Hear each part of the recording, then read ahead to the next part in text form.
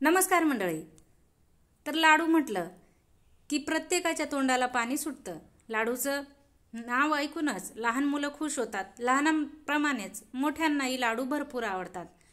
तर हे लाडू आपण बऱ्याच प्रकारे करतो, म्हणजेच बुंदी पाडून किंवा मोतीचूरचे लाडू किंवा बेसन पीठ भिजवून पुऱ्या लाटून ते तळून आणि त्यानंतर त्यांचे लाडू बनवून, असे बरेच प्रकार लाडूचे आहेत। त्यापैकी आज आपण अगदी साधा सोपा प्रकार म्हणजे शेवचे लाडू बघणार आहोत।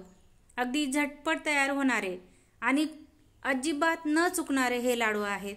तुम्ही पहिल्यांदा जरी बनवत असाल तरी हे लाडू अजिबात चुकणार नाही, इतके साधे आणि सोपे आहेत। चला तर मग रेसिपीला सुरुवात करूया। त्याआधी तुम्ही जर माझ्या चॅनलला नवीन असाल तर सबस्क्राइब जरूर करा आणि व्हिडिओ बघताना जराही कुठे आवडला असेल तर एक लाईक नक्की करा। आणि तुम्ही असे शेव करून कधी शेवचे लाडू बनवलेले आहेत की नाही ते मला कमेंटमध्ये नक्की कळवा। चला तर मग आता झटपट साधे सोपे कधीही न चुकणारे शेवचे लाडू बनवायला सुरुवात करूया। तर सगळ्यात आधी इथे मी एक पातेलं भरून बेसन पीठ घेतलंय। हे पीठ अगदी सहज भरलेलं आहे, मी दाबून वगैरे अजिबात भरलेलं नाही। तर हे बेसन पीठ एका मोठ्या वाटीत काढून घ्यायचं आहे आणि त्यानंतर यामध्ये अगदी चिमूटभर मीठ टाकायचं आहे। मिठाचा वापर कुठल्याही गोड पदार्थात केला की त्या पदार्थाला छान चव येते, म्हणून चिमूटभर मीठ नक्की टाका। आणि त्यानंतर आता लागेल तसं थोडं थोडं पाणी टाकून अगदी सैलसर असे हे पीठ भिजवून घ्यायचं आहे। लक्षात ठेवा, चण्याच्या डाळीच्या पिठाला अगदी कमीत कमी पाणी लागतं, म्हणून एकदमच पाणी ओतू नका। लागेल तसं थोडं थोडं पाणी टाका आणि अगदी छान असं सैलसर हे पीठ भिजवून घ्यायचं आहे। तर इथे तुम्ही बघू शकता अगदी छान सैलसर असं हे पीठ भिजवून झालंय। कन्सिस्टन्सी तुम्ही बघू शकता, चमच्यातून ते आपण असं थोडंसं चमचा हलवला तर पडलं पाहिजे इतकं पातळ भिजवायचं आहे। खूपही जास्त घट्ट नाही आणि खूपही जास्त पातळ नाही। तर पीठ भिजवून तयार आहे। एका साईडला आता शेव बनवायचा सोऱ्या घेतलाय। तर शेव बनवायची जी मीडियम टाळी असते ती वापरायची आपल्याला, खूप बारीकही नाही आणि खूप जाडही नाही।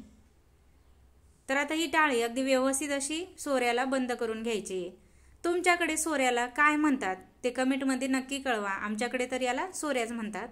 तर टाळी लावून अगदी व्यवस्थित फिट करून घेतलंय आणि आपण भिजवून घेतलेले जे बेसन पीठ आहे ते अशा प्रकारे सोऱ्यामध्ये भरून घ्यायचं आहे आणि त्यानंतर वरचं झाकणही बंद करून घ्यायचं आहे। एका साईडला तेल अगदी व्यवस्थित असं तापलेलं आहे, चेक करून घ्यायचं। आधी थोडा पिठाचा गोळा टाकून बघायचा आहे। हे पीठ आपोआप लगेच वरती आलं की समजायचं तेल अगदी छान असं तापलेलं आहे। आणि यानंतर आता गॅसची फ्लेम हाय करायची आहे आणि त्यानंतर आपण लगेच सोऱ्याने यामध्ये शेव पिळून घ्यायची आहे सोऱ्याने। लक्षात ठेवा, ही शेव करताना खूप जाडसरही करू नका, म्हणजे खूप थर बनवू नका। अगदी एकाच थराची ही शेव बनवा, म्हणजे अगदी झटपट आणि सर्व शेव छान अशी तळली जाते। आणि आता या तेलातले बुडबुडे कमी झाले की त्यानंतर आपल्याला शेवची साईड चेंज करून घ्यायची। आपण नेहमीची जी दिवाळीच्या फराळातली शेव बनवतो ती अगदी छान कुरकुरीत खुसखुशीत असते, पण ही शेव आपल्याला जास्त तळायची नाही। इथे तुम्ही बघू शकता अगदी थोडीशी म्हणजे 2 ते 3 मिनिट ही शेव तळून झाली की लगेच काढून घ्यायची। याचा रंग आपल्याला अजिबात बदलू द्यायचा नाही। तर अशा प्रकारेच राहिलेल्या सर्व मिश्रणाची मी आता शेव करून घेते। बघितलं ना, अजिबात चुकू शकत नाही हे लाडू, अगदी साधे सोपे आहेत। तर इथे आता अगदी छान अशी शेव मी सोऱ्याने पिळून घेतली आहे।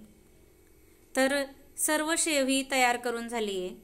अगदी हाताने थोडंसं जरी कुस्करलं तरी ही शेव लगेच तुटते। आणि आता या सर्व शेवला आपण हाताने अगदी व्यवस्थित असं कुस्करून घ्यायचं आहे।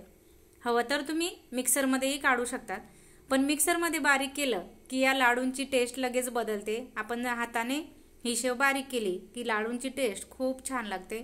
तर सर्व शेव मी अगदी व्यवस्थित अशी हाताने चुरून घेतली आहे आणि खूपही जास्त बारीक मिश्रण करायचं असं काही नाही। तर छान शेव बारीक झाली आहे। एका साईडला आता ज्या कढईत आपण शेव तळून घेतली त्या कढईतलं तेल काढून घेतलंय आणि त्यातच आपण जेवढं बेसन पीठ घेतलं तेवढीच साखर घेतली आहे आणि साखर बुडेल इतपतच पाणी टाकायचं आहे आपल्याला, जास्त पाण्याचा वापर नाही करायचा। तर साखर बुडेल इतपत जर पाणी वापरलं तर आपला जो पाक आहे तो अगदी झटपट तयार होतो, खूप जास्त वेळ नाही लागत। तर साखर आता व्यवस्थित मिक्स करून छान अशी वितळून घ्यायची आहे, विरघळून घ्यायची आहे पाण्यामध्ये, ढवळत राहायचं आहे. आणि त्यानंतर आता यामध्ये मी 2 चमचे तूप टाकून घेतलंय, साजूक तूप. यामुळे या लाडूची टेस्ट अजून छान लागते. असेल तर टाका, नसेल तरी काही हरकत नाही. तर इथे मी चमच्याला थोडासा पाक लावून तो बोटाला लावून चेक करून घेतलाय, एकतारी पाक झाला आहे की नाही. तर तुम्ही बघू शकतात अगदी 2 ते 3 मिनिटात पाक तयार व्हायला सुरुवात होते. अजून थोडासा कच्चा आहे पाक, त्यामुळे अगदी 1 मिनिटभर परत मी छान असा शिजवून घेते. तर इथे आता परत 1 ते 1.5 मिनिट झालेला आहे. पाक अगदी छान असा तयार होत आलेला आहे. मी चमच्याला थोडासा पाक लावून घेतलाय आणि त्यानंतर थोडंसं फुंकर मारून तो बोटाला लावलाय. तर तुम्ही बघू शकतात अगदी छान अशी तार यायला सुरुवात झाली आहे. तर आपला एकतारी पाक तयार झालाय. पाक चेक करण्याची अगदी साधी सोपी अशी ही ट्रिक आहे. तुम्ही बघू शकतात अगदी छान असा तार येतोय. तर आता गॅस बंद केलाय मी आणि त्यानंतर आपण हाताने जी चुरून घेतलेली शेव आहे ती या पाकात टाकून घ्यायची.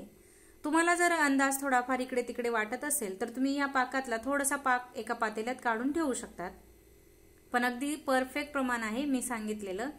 तर आता शेव टाकून व्यवस्थित मिक्स करून घ्यायचंय, जेणेकरून सर्व शेवला अगदी छान असा पाक लागेल. आणि या स्टेपला तुम्हाला हा पाक खूप जास्त वाटेल, पण घाबरायचं अजिबात कारण नाही, कारण शेव जी आहे ती हा पाक अगदी छान असा शोषून घेते. आणि झाकण ठेवायचंय, अर्धा तास झाकण ठेवून छान असं मुरू द्यायचंय. तर इथे अर्धा तास झालेला आहे. तुम्ही बघू शकतात संपूर्ण शेवने पाक अगदी छान असा शोषून घेतलाय. छान असं मिश्रण तयार झालंय रसरशीत. खूपही जास्त पाक नाहीये आणि खूप कमीही नाहीये.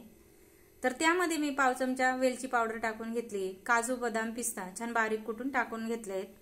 ड्रायफ्रूट तुम्हाला टाकायचे असतील तर टाका, नाही टाकलं तरी चालेल. सर्व साहित्य अगदी व्यवस्थित असं मिक्स करून घ्यायचं आहे.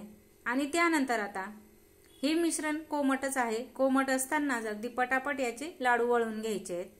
अगदी झटपट तयार होणारे हे लाडू आहेत. तुम्ही बघू शकतात आणि अगदी सुंदर दिसत आहेत. तर लाडू बघितल्या बघितल्या तुमच्याही तोंडाला पाणी आलं असेल, मग वाट कसली बघताय. अगदी साधे आणि सोपे असे हे शेवचे लाडू नक्की ट्राय करून बघा.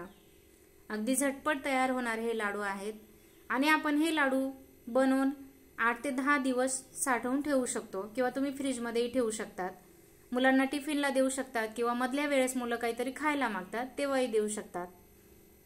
तर अगदी झटपट तयार होणारे असे हे शेवचे लाडू तयार आहेत. एकदा नक्की ट्राय करा.